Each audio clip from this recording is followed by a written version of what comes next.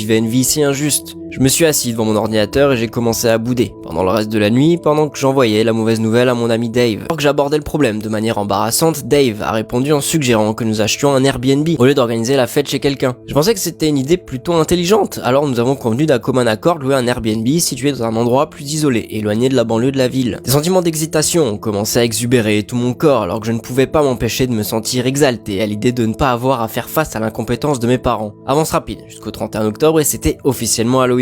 J'ai commencé à conduire vers la destination du Airbnb, environ 1 heure ou 2 après l'enregistrement, juste pour pouvoir me préparer avant l'arrivée des invités. En me rapprochant de la destination, je me souviens avoir vu une maison de taille décente qui avait l'air un peu délabrée. Il ne semblait pas y avoir d'autres maisons aux alentours, juste beaucoup de grands arbres et une odeur de pommes de pin dans l'air. Je pensais que cela ajouterait à l'ambiance effrayante, étant donné que c'était Halloween. En entrant, j'ai immédiatement commencé à préparer la fête, tout en buvant quelques verres d'alcool à côté. Quelques heures plus tard, le soleil commençait enfin à se coucher, ce qui signifiait que les invités étaient en route pour la fête.